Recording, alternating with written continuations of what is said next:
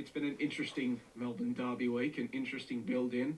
I guess what was your reaction when you saw the news that you wouldn't be coaching against Patrick Kisnorbo this weekend? I was like, wow. Yeah, uh, it's football, isn't it? So yeah, didn't expect it, and I think it was a surprise, like for everyone, and it is what it is. So doesn't change anything in terms of what we're doing, who's on the bench, who's on the park, exactly the same for us. So we know it's a big game, always is a big game, and looking forward to it. Mm.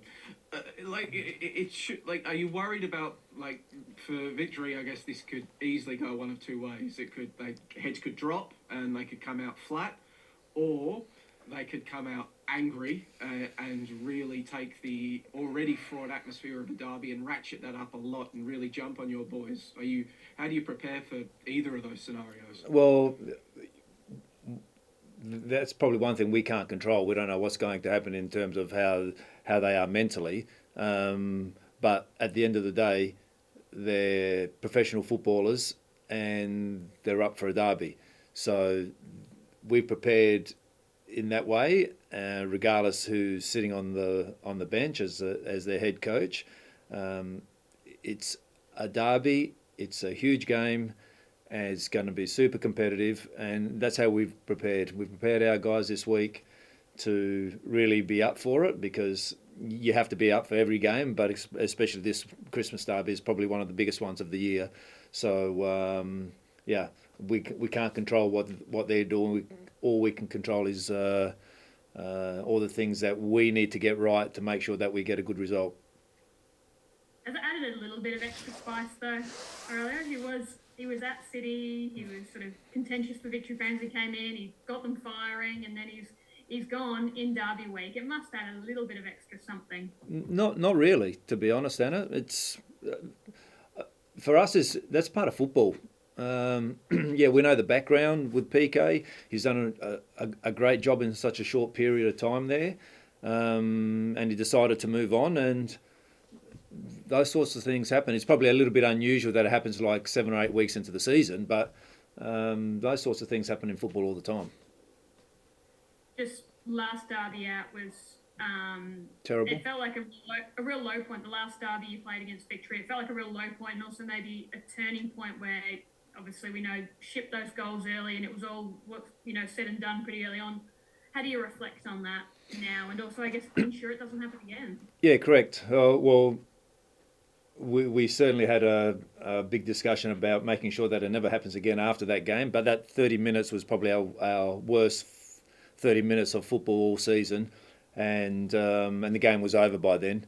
And so we have to be absolutely 100% ready for all the small details of the duels and 50-50s and all, just games and derbies where sometimes the ugly things are the things that matter, and that's what they had on the upper hand on us in that first game, and we have to make sure we at least get that right. It sounds like it's going to be a belter crowd. Obviously, victory home game, pumping, level of intimidation factor from that crowd as well. How do you get your players to stand up there? Is it silencing them early, try and score early, or is it just blinkers on? How do you approach it? Yeah, look, every player wants to play in front of a big crowd, and they get the opportunity. We got a few experienced guys in there that have been through that. We've got a couple of young kids probably going to go through that for the first time, and that's going to be a new experience for them. But at the end of the day, we're prepared at the best way possible in these last few days, and for the players, once they get on there and the game kicks off, really the focus. You'd be surprised how sometimes in those games you don't even hear what's going on the outside, because your focus is so much of what's happening around that rectangle part of the ground. So I think it's going to be the same. Some are probably going to take it a little bit different. I think you just got to really soak it up. Even for the young boys who will play, just soak it up. Great atmosphere. It's something that they always, you would think, look forward to playing in front of a big crowd. So I think it's going to be a really good game. There's always something happening. You've seen the derbies a lot more than me, so there's always something happening in derbies, and let's hope that first of all it's a great game, and that we can get on the right side of the coin.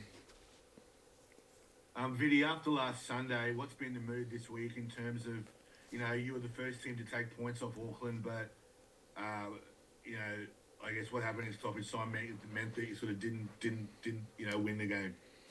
Yeah, mood's excellent. It's disappointing because sometimes where we found ourselves in a position where we could have taken 3 points and we concede at the last minute.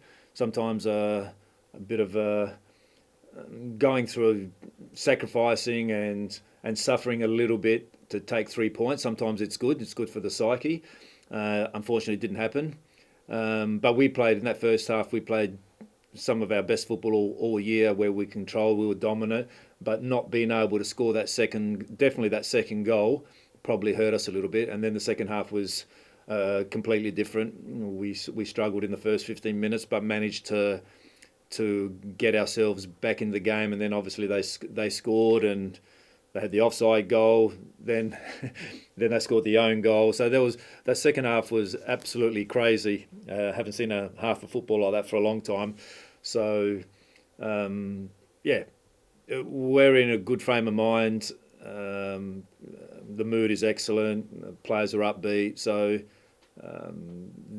on that side of things, that's absolutely no issue. I think everyone's really keen to, one thing, make amends of how we approached, not so much how we approached the game against Victory last time, but what the outcome was. So they're all pretty keen to redeem themselves. Have you, have you made a decision on who's going to play in goals? Yep. Will it be Patrick or Jamie? You'll have to wait and see. Patrick being this week. Excellent. He's been great. James Neuenhausen has been great. Jamie Young has been great. They don't miss a beat through the training week generally, and we'll keep saying it. When you've got a young keeper, you're going to go through periods where they're going to make mistakes. And to be honest, even if you had a senior keeper, they make mistakes as well. If we look back last year when Jamie came here, Jamie cost us a couple of goals as well. It's all part of it. Paulson last week, he's still young. He's one of the best keepers in the competition, and he had a little error as well. Just things happen. You don't want them to happen, but things do happen. The good thing about our 3 guys, and I'm really pleased with them, they are confident. Right? It doesn't matter what happens, and they acknowledge mistakes. They put their hand up, which is important, and they get on with it. And they're super keen to improve on a daily basis, and that's what you get. And so I think I said last week at the press conference that we always want the finished product straight away. We want the 17 or the 18 or 19-year-old to be already experienced enough as a 30-year-old to have a faultless game. It just doesn't exist. So you have to go through a little bit of pain, but we see an incredible upside to Patrick, and an incredible upside for James Neuenhuis. I know Jamie's on the other spectrum, obviously, but those 2 guys, my God, they can have super careers, and we have to take a little bit of pain in this early stage and take it from there. So full steam ahead for us with those guys. Just on this, Viddy, because I know coaches approach it different ways. When it comes to personnel decisions like this with goalkeepers, is it you making the call, or will it be Sander, the goalkeeping coach? Oh, well, there's always robust discussions with the coaching staff, but ultimately I'll have to make a decision, and we'll always listen to Sander, we'll always listen to the other coaches, and at the end, the coach has to make the final decision. Just Just an update on Matt Leckie and Marco Tilio. I saw in the teams yesterday, they've both had, I know you sort of alluded to it last week, but they've both had setbacks. Yep. Could be a few weeks. Where are they at? Yeah, probably not going to make a real clear decision until the new year, to be honest, Anna. So I can't give you a time frame. They're jogging, but not doing a hell of a lot of high speed where we're confidently can say that they're ready. So probably can give you a better idea in the new year. In round 2, you started Andrew Naboot up front. Obviously, he's not available now, and it seems that in his place it'll either be a 17-year-old or a 19-year-old Yep. Leading the line, Menin and Arion. I know you've talked about needing to protect these kids as well in exposing them to action, but it's a Christmas derby. You need a striker. Is this a case of where they're just going to have to jump in the deep end? Yeah, they have to. We looked at some other options, but it probably doesn't suit us at this stage. So we've had to throw them into the deep end, and at this stage they've got their floaties on and they're trying to stay afloat. And again, there's no different. We had that discussion with Patrick, right? Medin and Arion exactly the same. If you go back again, Medin was under 18s, 21s, and then a dozen MPL2 games, and Arion just come back from a 12-month knee reconstruction.